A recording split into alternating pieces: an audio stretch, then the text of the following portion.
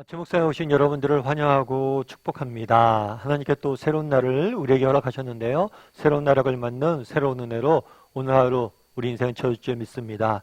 오늘은 바울이 간증하다라는 제목을 가지고 사도행전 22장 1절부터 29절까지 말씀을 좀 더 살펴보도록 하겠습니다. 우리 6절부터 8절까지 말씀을 같이 한번 읽어봤으면 좋겠습니다.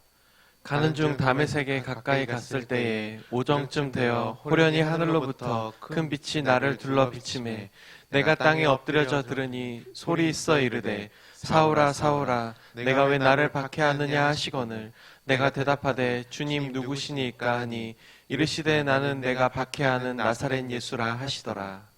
가는 중에 바울이 예루살렘 성에 도착을 하게 됩니다. 3천 정도 여행을 마치고서 예루살렘 성전에 도착해야 되는데 그곳에서 유대인들이 바울을 죽이려고 그러죠. 그런데 천부장의 도움으로 바울의 생명을 구합니다. 그런 다음에 천부장이 부탁해요. 내가 이들에게 이야기할 것이 있다. 그러면서 이들에게 자신이 어떻게 하나님을 만났는지 전하고 복음을 전할 기회를 달라고 이야기합니다. 그러면서 복음을 전해요. 그러면서 가는 중에 라고 시작하죠. 바울이 원래 누구였어요? 바울은 원래 정말 철저한 율법주의자였어요. 분명히 유대주의자였어요. 그러다 보니까 기독교에 대해서 핍박했어요. 예수님에 대해서 핍박했어요. 그래서 정말 예수님을 믿은 스데반을, 초대교회 최초의 순교자인 스데반을 순교하는데 주도적인 역할을 했죠. 그리고 스데반을 죽인 다음에 뭘 했어요? 다메섹까지 이곳저곳에 흩어져 있는 유대인들을 기독교인들을 잡으러 가려고 했던 거예요. 그래서 다메섹에 가는 중에 이 표현에서 우리가 알 수 있는 건 뭐예요?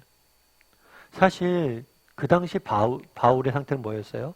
기독교인들을 핍박하고 기독교인들을 잡아서 옥에 가두고 그가 정말 예수님을 믿을 확률은 거의 없었어요.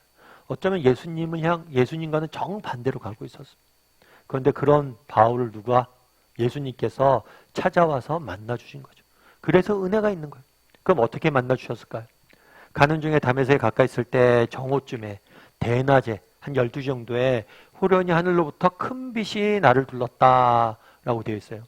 대낮이기 때문에 굉장히 빛이 환했을 거 아니에요. 그런데 그 환함을 넘어서는 큰 빛이요. 아마 심적인 임재를 직감적으로 느낄 수 있었던 것 같아요. 이 빛이 비추니까 뭘 했어요? 엎드렸다라고 이야기해요. 왜냐하면 너무나 놀라운 빛이 내려오니까 하나님께서 나타난 걸 직감할 수 있었던 거죠. 그리고 엎드렸어요. 그런데 소리가 들리죠. 어떤 소리가 들렸어요? 사울아 사울아 내가 나를 왜 핍박하느냐? 이 이야기를 듣고 어땠을까요? 깜짝 놀랐겠죠. 아니 무슨 말인가? 내가 누굴 핍박했다는 거야? 나는 율법을 지켰고 나는 정말 하나님의 충성됐고 이를 위해서 내가 이때까지 열심히 살았는데 그래서 얘기하는 거죠. 주님은 누구시니까? 그랬더니 뭐라고 얘기해요? 나는 내가 박해하는 나사렛 예수다. 이 이야기를 들었을 때 어땠을까요? 너무나 큰 충격에 빠졌겠죠. 예수는 거짓 선지자라고 생각하고 예수는 정말 이단이라고 생각했는데 예수님이 나타나신 거예요. 정말 예수에 대한 부활에 대한 소식이 거짓말이라고 생각했는데 정말 그 예수님께서 살아계셔서 바울에게 나타난 거죠. 그런 다음에 어떤 일이 있었을까요? 9절부터 11절까지 말씀 같이 한번 읽어볼까요? 나와 함께 있는 사람들이 빛은 보면서도 나에게 말씀하시는 이의 소리는 듣지 못하더라. 내가 이르되 주님 무엇을 하리이까? 주께서 이르시되 일어나 다메섹으로 들어가라. 내가 해야 할 모든 것을 거기서 누가 이르리라 하시거늘 나는 그 빛의 광채로 말미암아 볼 수 없게 되었으므로 나와 함께 있는 사람들의 손에 끌려 다메섹에 들어갔노라. 근데 재밌는 현상을 하나 소개하고 있어요. 뭐냐면 그날에 빛이 있었잖아요. 빛이 있고 소리가 났어요. 바울아 바울아 내가 왜 사울아 사울아 네가 나를 왜 핍박하느냐 라는 소리가 들렸는데 나와 함께 있는 사람들은 뭐예요? 빛은 봤어요. 하지만 뭐예요? 소리는 듣지 못했다라고 되어 있어요. 그럼 왜 이런 현상이 있었고 여기서 알 수 있는 점 뭘까요? 그것은 하나님과의 만남은 인격적인 개인적인 만남이라는 거예요. 그날에 많은 사람들이 있었습니다. 이 사람들이 빛은 봤어요. 그런데 소리는 누구만 들었어요? 바울만 들었어요. 다르게 말하면 그날에 예수님께서 바울을 개인적으로 만나주셨어요. 많은 사람들과 함께 만나 주시지 않았어요. 개인적으로 1대1로 만나 주셨다는 거예요. 우리도 마찬가지예요. 우리도 예배 드리잖아요. 우리가 이제 그저께 이제 예배 드렸는데 예배 드릴 때 어때요? 우리가 함께 모여서 예배하잖아요. 우리가 함께 모여서 예배하지만 함께 모여서 예배하지만 하기 때문에 같은 것을 보고 같은 것을 듣고 같은 것을 느끼죠. 그런데 때로는 함께 예배하지만 서로 다른 것을 보고 느끼고 누릴 때가 있어요. 왜요? 하나님이 우리를 개인적으로 만나주시기 때문에. 저도 늘 그래서 기도할 때, 예배를 위해서 기도할 때 하나님께서 이 시간 이곳에 오셔서 우리 각 사람을 한 사람 한 사람 만나달라고. 그래서 정말 한 사람 한 사람에게 필요한 음성을 들려달라고. 한 사람 한 사람에게 필요한 위로도 주시고 한 사람 한 사람에게 필요한 것들도 달라고. 그래서 기독교에서 우리가 드리는 예배, 모임, 이 모든 것은 공동체적입니다. 그럼에도 불구하고 지극히 뭐예요? 개인적인 거예요. 개인적인 거. 오늘 우리 아침 묵상하잖아요. 우리 아침 묵상하는 거 우리가 온라인으로 하지만 동일한 말씀을 우리가 함께 나누고 듣는 것 같지만 이 동일한 말씀이지만 이 말씀을 통해서 각자에게 주는 메시지는 달라요. 각자에게 주는 음성은 따로 있어요. 그걸 위해서 저도 이렇게 아침 묵상 때마다 기도해요. 그래서 이것들을 맛보았으면 좋겠어요. 정말 단순히 예배에 참석하고 아침 묵상에 참석하지 않고 정말 우리 한 사람 한 사람을 만나주시는 그 하나님의 은혜를 경험했으면 좋겠어요. 그날의 바울처럼. 물론 우리 중에 그런 생각이 들 수 있죠. 정말 그런 게 있습니까? 있어요. 그럼 어떻게 그런 것들을 맛볼 수 있습니까? 정말 구해야 돼요. 여러분 그런 얘기하죠. 지금은 라디오를 많이 안 쓰는데 예전에는 라디오를 많이 쓰잖아요. 라디오를 그런데 듣기 위해서 뭘 해야 돼요? 주파수를 맞춰야 되잖아요. 내가 주파수를 안 맞췄어요. 그럼 소리가 전파가 안 흐르는 거예요? 흘러요. 계속 방송은 되고 있어요. 그런데 내가 주파수를 맞췄을 때만이 그것들을 듣는 거거든요. 마찬가지. 하나님 끊임없이 나와 개인적으로 만나기 위해서 지금 말씀하고 계세요.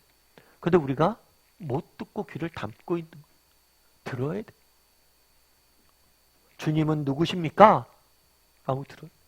우리도 그래서 정말 예배를 드릴 때나 이렇게 말씀 드릴 때나 말씀 볼 때나 늘 기도해야 돼. 하나님 개인적으로 저와 만나달라고. 개인적으로 이 시간 말씀해달라고.